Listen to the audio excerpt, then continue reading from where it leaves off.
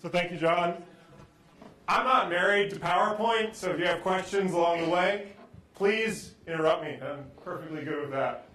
And before I get going, I did want to thank one person in particular, Vincent Lin, a high school student. So I'm not only going to talk about the Proton-Radius, but I'm going to give you the high school student's answer. And this is a rather gifted student. I worked with him when he was a senior. He's now at the University of Virginia as a Rodman Scholar. That's one of their premier engineering students, and certainly many other collaborators along the way.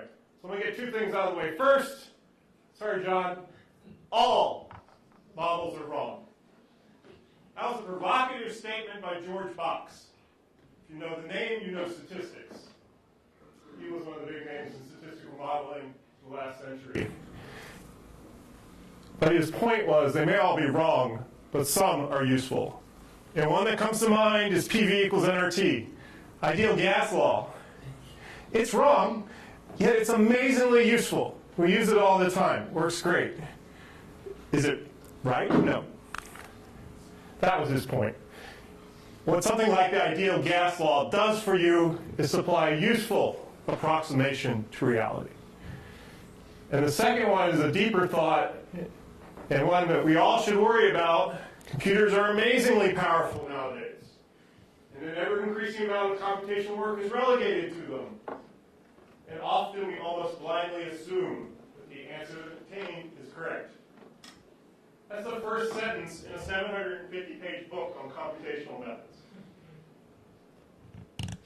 If there's nothing else you take away, next time you've written that complicated algorithm, think about how you're going to check it.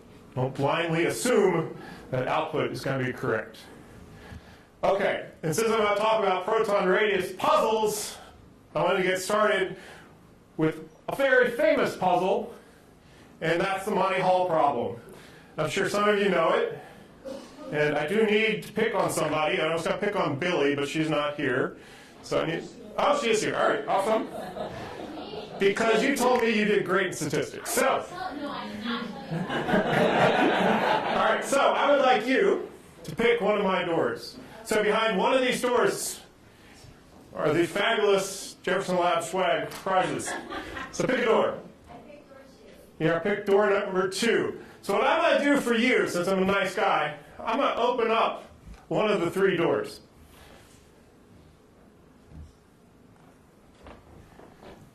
So now there are only 2 doors remaining. My question to you, do you stick with your gut or do you switch? But more importantly, why? Okay, the first one I picked, I had a 33% chance of picking the right door. Right? Now it's like, oh, I have a 50% chance because door number 1 is wrong. Okay, so, I mean... Wait a second. Who made this puzzle? No, I did. So before you ever walked into this room, this was already on the PowerPoint. The door that was the right answer was already there. So you said it correctly. You had a 1 in 3 chance of picking it. When I opened the door, it was not random. Do you switch or do you stay?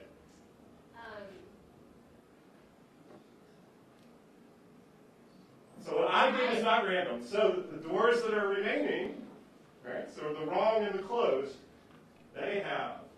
I feel like a lot of people would switch, but I'm going to stay to be honest.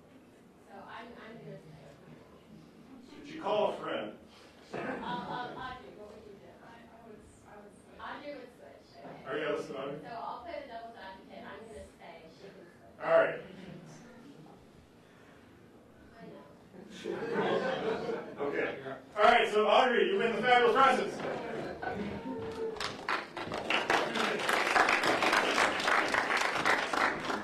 That's a statistics problem. It was done in the game show, and your reaction was the reaction of the contestants. They took that first door and they stuck with it. And me, doing the game show, I don't have to give away as many prizes as I should, because statistically, you should switch. Is what happened, you picked a door. You had a 1 in 3 chance of being right at the start. That was perfect. What I did was not random. I know where the prize is, so I can always open a door that's wrong. So the remaining door that was closed has a 2/3 chance of being right. So it's that human reaction to stay. It's actually being used against you in the game show. And I think the only way to really get an intuitive feel about that is think about the fact that I picked the door before you ever showed up. So it was fixed. Door number 3 had the right answer. So that's the 1 in 3. And in fact, it's not random. And there's a really cool website where you can do this as a Monte Carlo. Yeah? I don't know that you did that, right? I don't know that you picked the door before I gave them the door. And also the other thing is, what if I have 100 doors? In fact, if you have 100 doors, it makes a lot more sense. So let's say you pick one of 100. Pick a door, any door, one of 100. And I open up 98 of them, and I say, do you want to switch? And I showed you 98 wrongs. Would you switch? So yes, when it becomes more doors, and I open lots of them, you'd realize what I'm doing is not random. Because you're evil and they're trying to trick you. The Monty Hall problem, you will find on Wikipedia and other places long talks about the Monty Hall problem and the opening of these doors. And the point of showing you this is statistics can be counterintuitive, and it can trick you. So watch out. All right, next puzzle, puzzle number 2. Puzzle number 3 is going to be Proton-Radius. Retrograde motion of Mars. This was a fabulous one. This is one our ancestors worked on several thousand years ago. If you look into the night sky, this is a beautiful photograph taken one night after another. You can see the background stars are fixed. So they're doing a beautiful job of capturing the motion of Mars in the night sky, moving along beautifully, and then it doubles back on itself. That's a wicked hard problem. It's 2,000 years ago. You're looking up at the night sky. How do you explain the retrograde motion of Mars? Great, circles. Circles and circles and circles. This is the Ptolemaic model. That model could predict the retrograde motion of Mars beautifully. It had a lot of data behind it, was fitting a lot of parameters, but this one could predict that motion. Now this silly model, they put the Earth in the center, also has these perfect circles. It can't get the retrograde motion of Mars. Why? Orbits are elliptical. They're Bayesian prior with circles. Circles are perfect. Everything with circles. So there are 2 things that happened that caused us to believe that the sun was the center. One was fitting of data. It was Kepler, fitting data that was taken by eye, or Grahe, incredible, and Galileo, looking at the phases of Venus. Those 2 observations let us know something was wrong with this model, even though it had a great predictive power. Why did it have great predictive power? They fed all the data into it. So it's like a global fit. You fit all the data, so you may have lost your predictive power. So beware.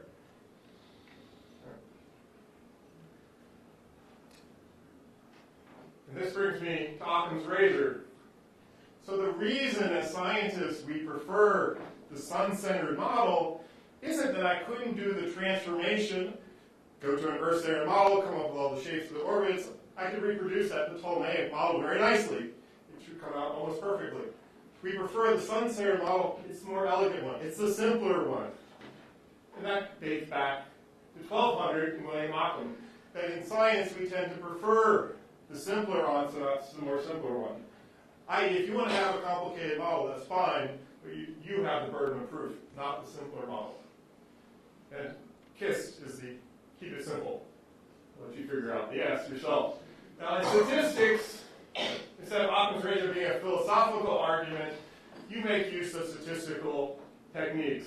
F-tests, information criteria, Bayesian information criteria, all to keep yourself from overfitting, keeping it simple enough, but not too simple being underfitting.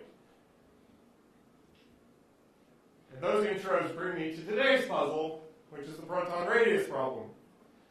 The data that's shown here is what caused all the commotion. This is the cover of Nature. So we're looking at a frequency, and what the experimentalists did that was clever, they've replaced the electron with something 200 times more massive. So the object is orbiting closer, even in a classical sense, it's closer. So you're more sensitive to the size of the object it's going around. Fantastic. Beautiful signal. The signal-to-noise ratio here is 10 times better than the atomic lamp shift. That was one of the reasons when this was seen, a lot of people were very impressed with the result. You don't need a regression algorithm to find the frequency. And if you take this frequency, make use of Planck's constant, I can calculate an energy, and then I rely on my theory friends to provide me with a formula that relates this frequency to a radius. And if I even leave off the higher order terms, I've already truncated this with a third, but even if you keep yourself down just to the quadratic term, you'll get a radius of 0.84. These guys quote an error to 4 digits. So there's a problem with this measurement, systematic or otherwise, it has to cause a huge shift. As far as the precision that they claim is incredible. And one thing that I recently noticed that's quite odd is even nature can't get the radius of the proton right because a pair of calipers will measure the diameter, so the radius is not 0.84. That is not doctored, that is indeed what they publish. All right. So there are many, many explanations of what the heck's going on. I am not going to get into many of them. I'm just going to focus on a couple. I'm an electron scatterer, so of course that's where I'm heading. But many people have gone off looking into what's going on. How could this result, this 0.84, be so different than everyone else? Everyone else is getting 0.88, so there must be something wrong. Was the experiment wrong? It has been reproduced. It does not seem to be an experiment problem. Is the theory wrong? People are still looking into this, basically looking into the terms in this formula. That's what my theory friends do. Is there something wrong there? No big smoking guns. Many, many people have looked. Is there something wrong with the atomic theory? Then the fun one, is there something beyond the standard model, or is there something fundamentally different about electrons and muons that has caused us to get a different radius? Because obviously the proton has one radius. And perhaps by using the muon instead of electron, there's a new piece of physics coming in. So I'll say this is the fun answer. The more boring answer is maybe something's going on with the electron scattering experiment or the lamp shift, the Rydberg, 2 photon corrections, or maybe something with extrapolation. And this one's fun for me. This is a copy from a friend of mine. She added this one. So this is the new one for this year. Okay, so briefly, how do we do the electron scattering measurements? And for those of you who work at CERN, where you have many, many particles in the final state, delete all that. This is simple. I'm going to make a beam of electrons, a beam of point-like particles, bring them in on a cryogenic target, so fixed target. So no collider, electron beam on a fixed target, hit the target, scatter, and then I'll use a very precise spectrometer to see the scattered electron. If I know the energy of the beam, the angle of the scattering, I can deduce everything else about the reaction. It doesn't get any simpler than that. It's still challenging experimentally. In order to have the proton target, we tend to use cryogenic hydrogen. Those few experiments have been done with gas. I have to worry about boiling effects, energy loss, etc. And I'm using a spectrometer, so I have all the problems associated with particle detection, get my reconstructed tracks, etc. So this is all stuff experimentalists know how to deal with. And just to give you an idea of the size of a spectrometer, this is the one I use at Jefferson Lab. So electrons come in, we put the target in the middle of our hall, and this is my microscope or spectrometer, focusing magnet, the dipole, the prism that does a momentum analysis, and the detector package, which has been slid out. So this is several stories tall. So in total, it's over 5 stories tall. But I'm looking at one track at a time in this device. So this is very different than those images of the colliders where you see thousands of tracks coming out. Here I do the very precise electron in, electron out. When electron scattering is used to get the radius of heavy nuclei, it's almost cake. What we do is measure the cross-section as a function of the momentum transferred to the system, how hard I hit it.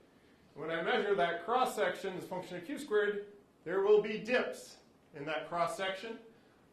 If I even just naively assume I'm hitting a uniform sphere and do the Fourier transform, I will almost immediately get the radius just from the location of these minima. And here I've done a little more complex shape. Doesn't change the picture a lot. In heavy nuclei, we see diffractive minima. And those let me get the radius very precisely. And to show you some real data, this is carbon data from SLAC. They're measuring the cross-section, function q squared. They get a dip. So real life, things are mirrored in. I don't get that perfect delta function down to 0. And then come back. But that location, that minimum for all heavy nuclei is available for electron scatterers. And this location immediately gives you a rough answer of the radius. I don't need to do any more analysis. The rest of the analysis gives me the next 10%. The problem, and the reason that the proton radius has been challenging for electron scattering, there's no minimum. So the one trick that made electron scattering able to do the radii of heavy nuclei so easily and so beautifully, nature removed from us. We have not observed a minima on the proton. It is a very different object than the rest. That we sort of know from quantum chromodynamics and the rest. But this is the nuclear physics seeing that difference. And if you go to the old papers, you'll see the authors expected to see a diffractive minimum on the proton. It was back in 1963 by Lujan. He fully expected that. It never came. So this takes away electron scattering's main trick, the Fourier transform, to get the radius. I got to do something different. And the something different that we do is think about the form factor of the proton in terms of a Fourier transform and realize that if I go to very low q squared, I can relate the slope of that form factor to a radius. So this is a relatively simple function. So this is the slope of that cross-section, a few constants. That's the radius. That's what electron scattering is trying to pull out of their data. This is the formula for electron scattering. Vermont is just the elementary part. And here the form factors, the electric and magnetic. Going to different kinematics lets me emphasize one form factor over the other. If I'm interested in getting the charge radius, I want to emphasize GE. If I'm interested in the magnetic, I do the reverse. Put this into a picture. I had my undergraduate student this summer take that formula and make it visual for you. So experimentally, I pick a beam energy, and I change the angle of scattering. So I have this very precise point light device, and I change the angle of scattering. And what I'm showing you here, the red line, if there was only an electric form factor, is the red line, and the green line, if there was only a magnetic. And blue is the combination. So when I'm at very forward angle, I'm very sensitive to the electric piece and going to back angle the magnetic. And what we do is take different energies. It allows me to separate out the electric and magnetic pieces with something called a Roseblue separation. So mathematically, I can get to the exact same momentum transfer to the system and pull apart these different form factors. The message to remember today is if I want to get the electric form factor, I can go to low energy forward angle, or if I want to be at high energy, I need to go to very forward angle. And that's where the experiments tend to go. This is the proton radius as a function of time. This is from 2015, and this looks like, oh, there's a trend, oh, there's a plateau, there's that 8,8. So these little black dots that look like there's a pixel missing on the camera, that's the muonic result with their error bar. The muonic Lamb shift result is super precise. So the question has been, is it new physics? Is there something systematically wrong? Because it blows away the precision of everything else on the board. But all things are not equal on this picture at all. Almost every single one of these fits is something different. And this should worry. So if I go all the way back to 1963, I'll find that they used low q squared data and did linear and quadratic extrapolations. They got a relatively small radius. And in fact, when I look at their quadratic extrapolation, it's tilting down because Hand's expecting a minimum. Later, I find a linear fit from Saskatoon. It has enormous error bars. Looks like you should throw it out. When you look at the data is gorgeous. The Canadians were very careful, and they included their systematics in their error bars. The experiments that came later from Mainz, using different ranges of data, different fit functions, only give you the statistical uncertainty. So these plots, which appear in the literature, are showing points, But each one of those points is analyzed in a different way. Some of them have their statistical errors, some of them have their systematics. It can be very misleading when you just look at the raw numbers without reading the papers. The main result that's driving the 8.8 is atomic hydrogen, that over the years has been consistently reported as 0.88, though it has proven to be very difficult to reproduce these results. I'll get to at the end of my talk. And today, in 2010, very beautiful data from Mainz. It was analyzed with splines and 10th order polynomials. And they continued to get the large radius. So what you're seeing is starting with simple functions to more complex. The radius has been changing. You get the muonic result, and then there are a few outliers doing dispersion relations and theory-motivated fits as well as continued fraction, getting something consistent. So the picture's a bit of a mess. Okay, so let's step back for a second. How do you decide where you're going to do the measurement? I like to think about it. If I think about measuring the radius of the Earth, if I'm very far away, and I use a modern method, the telescope, and try to see the dimming and brightening of a star because the planet's passing in front of it, that'll work wickedly hard. Or if I'm really close to the planet, we could take our theodolite and work our way around, and I could get a radius, also wickedly hard. But if I go to the moon and look back to the Earth, if I know the distance Earth to moon, it is trivial to get the radius of the Earth. If you go to the right distance scale, things are okay. So what's the right distance scale for getting the radius of a proton? So we're going to use Planck's constant. So that's where we relate energy to length. So 1 GeV squared relates to 25.7 inverse Fermi squared. The current argument about the proton radius is between 0.84 and 0.88. Plug the numbers in. I'd say Q squared 0.12 inverse Fermi squared is the natural place to look just by dimensional analysis. And going up to very large Q squared isn't helping me learn about the proton radius. That's where I go to learn about the transition from hadronic to partonic degrees of freedom.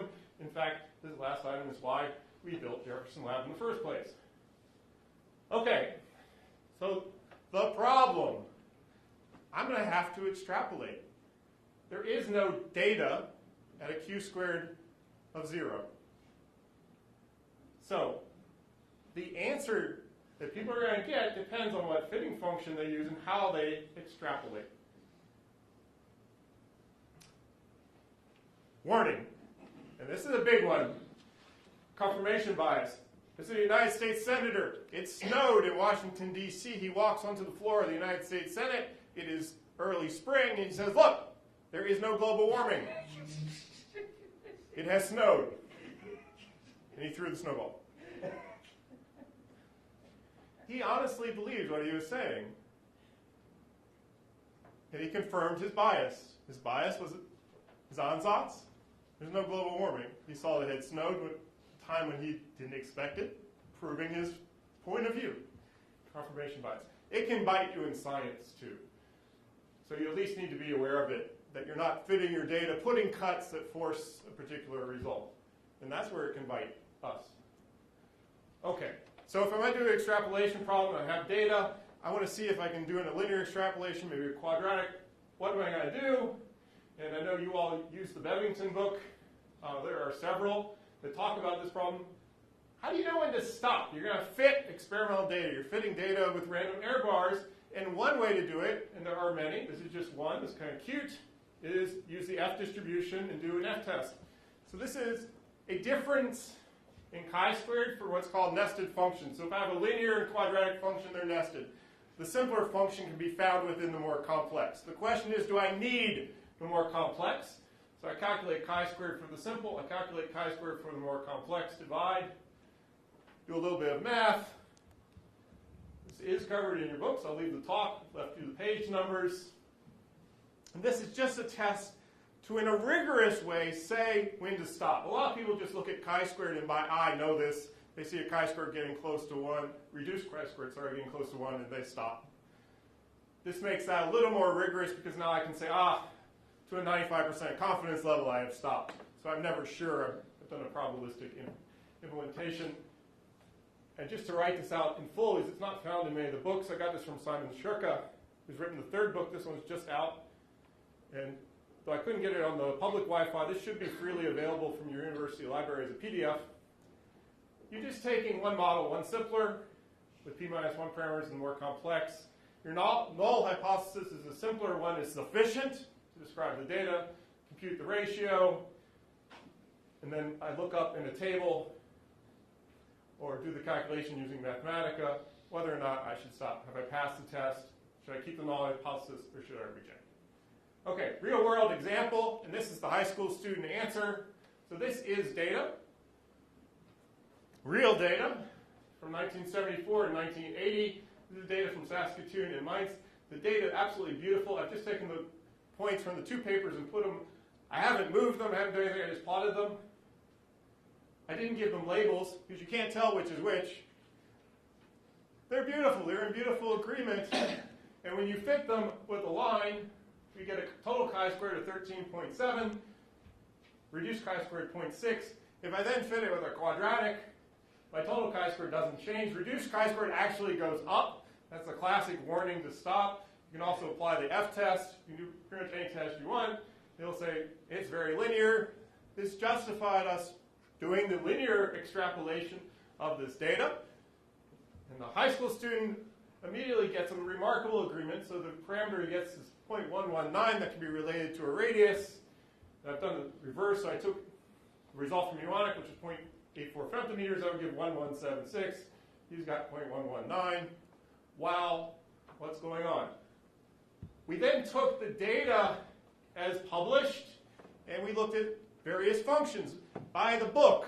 If I go to very low q-squared, mathematically, all the physical functions should start to come together.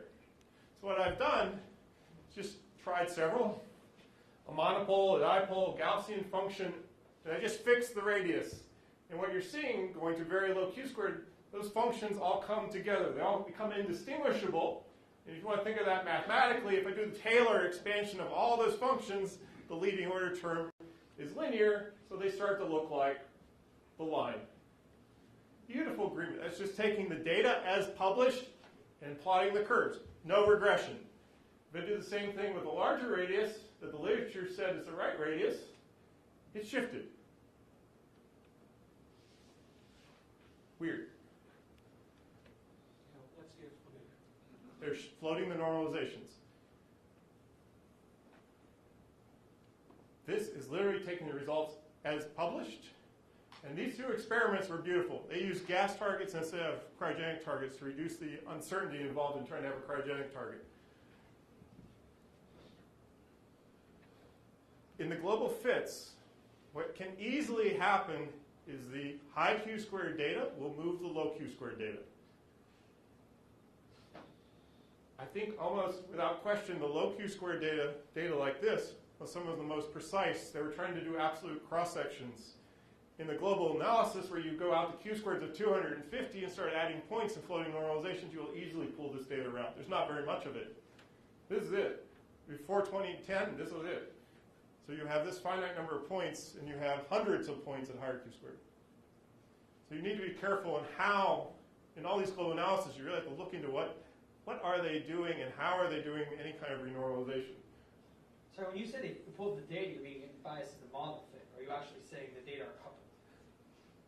The way a lot of people are doing global fits, they're not using chi-squared the way it's written in my textbook. They're actually putting a parameter to float not only the cross-section, but a parameter that multiplies the uncertainty on that cross-section. So you'll see floating parameter times cross-section minus model divided by this parameter times the uncertainty. And then they are doing a nonlinear regression, and they can have many normalization parameters. It can get quite complex. And even getting the uncertainties from a nonlinear regression, most are not doing cross-validation, and most are not doing bootstrapping. I'm not going to get into that today, but those are the terms you usually see associated with nonlinear regressions. So something else I tried, I took the 2014 GE Rosenbluth data. So beautiful data from Mainz. They had some points where they had enough data they could get GE and GM from the data. That is published in their supplemental material. If I take that, and I once again use the f-test in polynomials and just work my way along, I've just shown the last few, 5th order, 6th order, 7th order. The f-test will reject 7th order. Now, one of the things with these statistical tests, they reject. They don't even accept anything. So even though it rejected 7th order, it doesn't tell you, the 6th order is the right one. It just hasn't rejected it. You still have to think about the function you've gotten. So this is the 6th order polynomial. I'm sorry, the 5th order. Nice fit to the data. Residual, that's a 0.5%. Electron scattering is good if it's getting down to 1%. So any structure you see there is likely noise.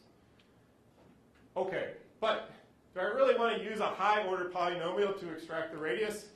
So most people go, here's the leading order term. This is the linear term. I should use that one to get the radius. What's fun, if I start looking at these terms, I'll notice they start oscillating higher, lower, as I'm going up and down in order in the polynomial. That's what you'd expect at the end of the day. The polynomial here has to curve up, curve down. All right, what else can I do? I try fixing the radius. So I take that exact same data, and I try the two different ansatz, the 0.84 and 0.88, and amazingly, from a paper that says they get 0.88 for the radius, when I fix the radius, fit that same data, I get a very nice reduced chi-squared, so the 0.7 is actually from the smaller radius, not the larger. This is not floating. The only thing I've done is I released the intercept term. I did not float the normalizations. So this is my model. I used their cross-sections and their uncertainties. And this is mostly just to get away from. So GE goes to 1 at q squared of 0, but the data doesn't necessarily point exactly at 1. The data has a statistical error, the systematic errors associated with doing the experiment. So it's something I can do better than trying to do high-order polynomials. I really can't extrapolate. Fixing the radius does help, so I'm no longer extrapolating, at least not very far. But there are other mathematical functions to consider. The ancient Greeks would have loved continued fractions, and this is what my friends at William & Mary have used. I tend to like the Padé approximant, which looks like a Taylor series divided by a Taylor series. What's pretty about this function when it's kept to relatively low order, at least in order where the numerator and denominator are similar, so if this is m, keeping m equal to m or m equal to n plus 1, it extrapolates beautifully. It can just linearly continue out to infinity, as opposed to a typical Taylor, which will hook up to positive and negative infinity. So this is a function that's used. It's used in engineering for extrapolating. It can handle fitting French curves, for example. So we try these functions out. And now I've shown you those Taylor fits from Maclaurin, so I'm fitting about 0. Hooking up and down when it hits the end of the data. What's not so clear is hooking up and down at the end point as well. But when you take the functions like a Padé, it just naturally continues. And we know from other electron scattering experiments, this reddish and black lines is more looking like the data. And oddly enough, those functions both give the smaller radius. This is what William & Mary did. This is Carl Carlson, Keith Griffione. They looked at the very low q-squared data from Mainz, analyzed it. They did linear and quadratic extrapolations, got a small radius. They then looked at the entire set of data. There's a q-squared of 1, 25.7 inverse Fermi squared. They've used continued fraction as their fitting function to do the global fit, just to show you could do it both ways. And for all three of these fits are getting smaller radius. So it's certainly possible for electron scattering to be consistent with a smaller radius. In fact, I would argue it's very natural. And what I discovered along the way, and another cool topic for the students, is R. So I have been doing my fitting in Paul, which shows my age since everyone else uses root. And it became clear I was going to need to post my fits online. So I looked around for something modern to use, and I bumped into R. R's been around as long as Linux. It used to be called S, which went along with Unix. It's a statistical language. It's for fitting. And it was absolutely beautiful. So I've jumped over root, and I went straight to R. It is being used in big data analysis. Absolutely beautiful language. So this is not how many people are using it. These rankings are based on how many CPU cycles are being used.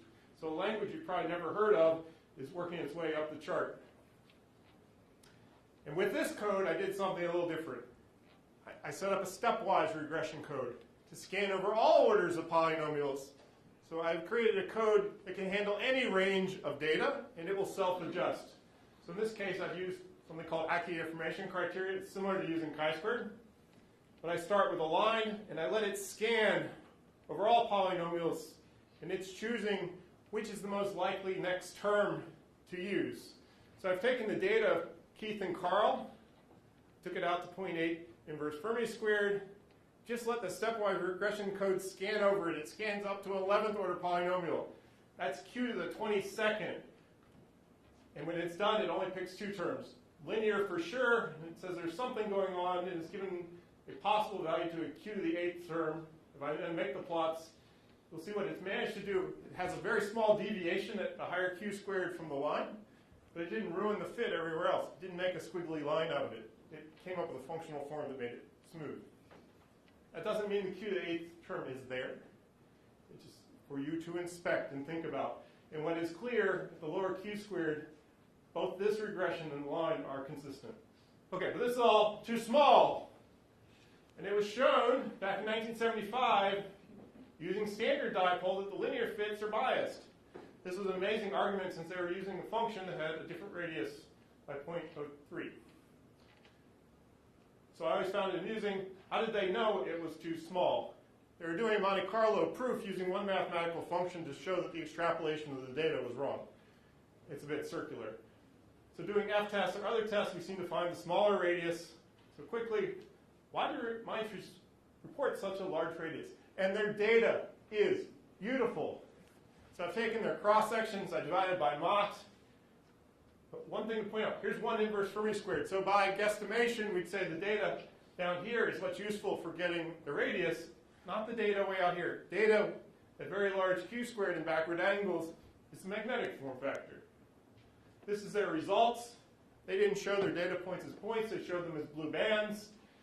And one thing to note, not only do they get a large radius, the magnetic form factor they get, the blue band, is systematically different than world data. So for Mainz, we both get a large radius and a large magnetic form factor. And this is the function they used to fit. They have taken GE and GM, used 10th order polynomials in each one. In the cross-section formula, you square that. This is what you have done. Then they have 31 normalization parameters. Nonlinear regression with 2 10th order polynomials squared. And it's systematically different than everyone else. Okay. To try to understand what's going on, I went back, did it myself, starting at lowest order, increasing the orders of GE and GM together, which has its own pitfall. Nevertheless, if you just start linear, quadratic, cubic, so on, what you'll find, hey, wait, I can get the smaller radius if I stop at a lower order polynomial. And here's the value they got, the 8.8, the codata value. Here's chi-squared for what it's worth. This is not your normal chi-squared with the floating terms without penalty. Another pitfall, dropping very fast, bit of a plateau going off. So what the heck is going on? Where do you stop? So one of the arguments is, well, we needed to get over to here. Others could argue, well, you should have stopped sooner. What's going on? In their publication, they did a fit, where they took the dipole function, which is an inverse polynomial function. They fit, they say it's a bad fit, but they never tell you the result of that fit. The result of that fit was a radius of 0.84 femtometers on the electric and 0.80 on the magnetic. If you take the residual of that fit, the data is online, you can do it yourself, what you'll find is at low epsilon, which is back angle, is where the fit's going bad. So from the residual, I know it's GM, not GE. GE's forward angle. The GE of this very first fit was fine. The chi-squared looked bad. They didn't check the residual. They didn't realize it's the back angle. So they're adding complexity to GE to compensate for this, because they did the same thing I did in this example, where it added the complexities to the terms simultaneously. Now, what causes this is another discussion. So what I like to do is try to use data not included in the fit. That's a classic test, consistent with cross-validation. If I do fits with functions that can extrapolate, like a continued fraction, the dipole functions, the Padé functions, and then plot it versus asymmetry data. So the black are measurements of asymmetries. They're sensitive to the ratio of the form factors. And the functions that have made it to the right side of this picture, out to q squared of 2, are those functions known to extrapolate. High order polynomials, have left the building, they're off to infinity. Even the lower order polynomials do not extrapolate. So this is data not included in the fit. Polynomials can't extrapolate the asymmetries. They fail this validation test. So I'm using high order polynomials to fit the data. What can that do to me? And it was wrong. A German mathematician who showed this type of phenomena 100 plus years ago. Now, if you take data, and I've just taken, this is just pseudo data, and fit it with a very high order polynomial where I have released the endpoint because I float the normalization, and there's a gap between the end of the data and 0, you can get wild outcomes. In fact, this picture is what you'll see. If you take global fits, cut them off where the data ends, the global fits that are getting large radius tend to hook up. That may be possible. It is an extrapolation. But if you do the more probable linear or quadratic extrapolation, you'll get the smaller radius. But it's as simple as that. The more complex functions are giving the larger radius. If you do the simpler functions or the simpler functional forms, you will get the smaller radius. So how are we going to settle this? Because quite frankly, we probably argue forever about this. As far as electron scattering goes, it is an extrapolation. So there's an experiment. This one has been completed. Data is being analyzed. They used a gas target, and instead of using a spectrometer, they put a wire chamber at very small angles. So nothing moves. So they don't have this problem of putting together many, many angles. And the data they're expected to get, many talks shown at DNP, so they'll completely fill in this gap. So if the data does just continue linearly to 1, which would be consistent with the small radius, one answer. If the PRad data has a hook and it's consistent with the other global fits, we shall see it. This data is being analyzed right now. So hopefully this will settle the issue. From my point of view, it's certainly possible for the electron scattering data to be consistent with the muonic result. And one thing that I find amusing, the old Monte Carlo arguments about larger radii came from using standard dipole, which is this light function. A line and the 10th order polynomial are on this plot. The 10th order polynomial is oscillating around a line. It's literally oscillating around a ruler. So make your pick. You have your large radius. You have your complex function.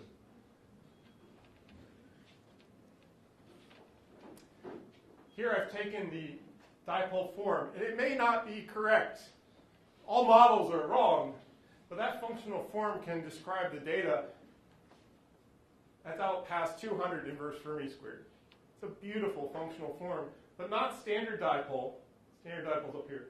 This is this dipole with a larger radius. It's a beautiful function. There may definitely be something going on, right, around where you expect the edge of the proton to be. Certainly a neat function. Okay, so hopefully I convinced you all models are wrong, but some are very useful. And among competing hypotheses, we can depict the one with the fewest assumptions.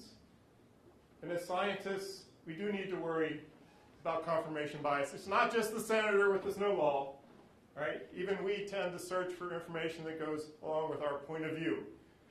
You know that's the case when you're looking on the archive and you see the paper comes out and goes, oh, look, this theorist got the result that agrees with my data. Or, what the heck's he doing? It doesn't agree with the data at all. It must be junk.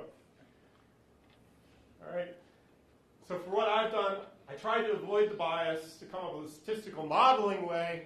It's not a theory-based approach, but just pure statistical modeling way to decide how to fit the data. Code is posted. I've tried it with many different sets of data. It can be applied to the coming data from PRad. And with that kind of technique, I get the smaller radius. Carl Carlson and Sarah Maddox, when we married, did similar things. They also got that smaller radius. And for the students, R is an amazing toolbox for doing statistical analysis. It blows the doors off root. So if you want to show off, start doing your fits with R, you'll blow your friends away. Lots of new results coming. I mentioned PRad. There's also an experiment called Muse. They're going to probe whether there really is something different between electrons and muons. That would be consistent if this radius does turn out to be large. and new atomic lamp shift measurements coming, and perhaps a new Rydberg constant. So I'll leave you with this preliminary result. So this was just shown. This is a workshop that was held at Trento. I got permission to show the photographs and the data from Randolph-Paul. So this is not yet published, though it has been submitted and it's passed its first round of refereeing. Redoing the atomic lamp shift has proven to be very challenging. And this is the first of many results that will be coming out in the coming year. What they got was 0.83 plus or minus 0.01. The red line is the muonic result, and this is like a collection and a naive fit of the mean of that set of points of the old atomic lamp shift. So it is possible that the muonic result, which sparked a lot of reinvestigation, both of the electron scattering data, but also of atomic lamp shift, looking back, redoing those experiments, will actually shift the proton radius. And if that's the case, and shown here in very fuzzy, if that radius really shifts, the Rydberg constant is going to shift. Those results were coupled. They were always coupled. It's the same data. The data that was used to get the proton radius is the data used to get the Rydberg constant. So next year could be extremely exciting. I'll leave you with some references. Thank you.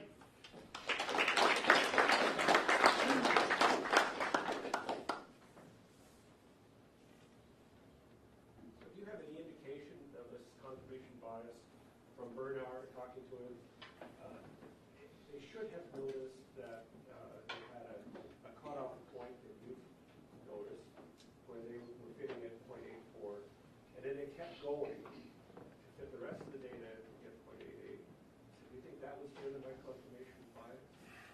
It could be. Jan is still very sure of his results and very sure of his high-order polynomial functions. So we've discussed it. We disagree. People that are new to looking at this, they had no skin in the game. So like Horbach and Hessels in Canada looked at the data from Mainz, they analyzed it, they showed you could get either radius, and they showed using the dipole function, they got the 0.84.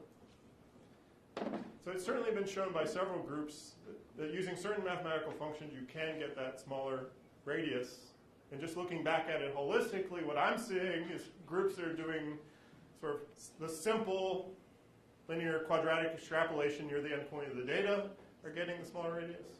And people are using mathematical functions that I know are well behaved, tend to get the smaller radius.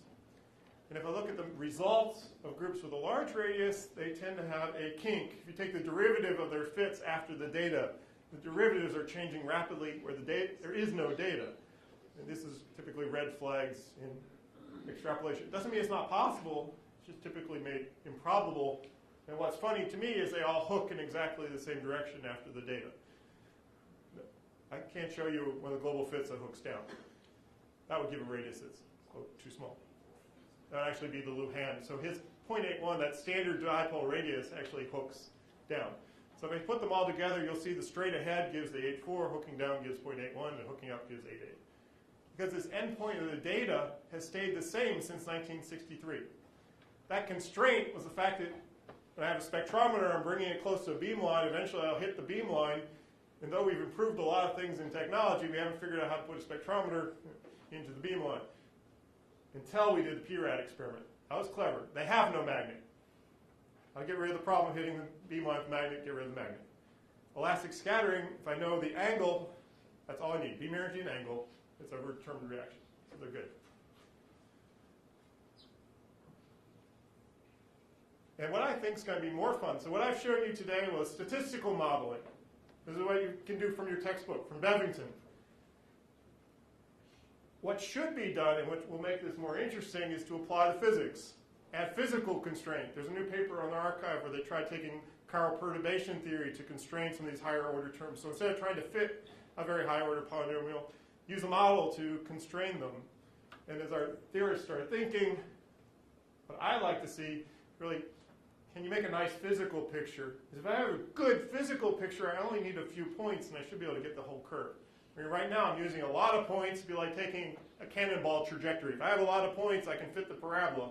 But if I only have a few points at the beginning, the only way I know where that shell's going to go if I have the right physical model. So I'm looking forward to seeing what is the right physical model, and what is the fact that this function, this dipole function, fits the general shape of the data. What does it mean?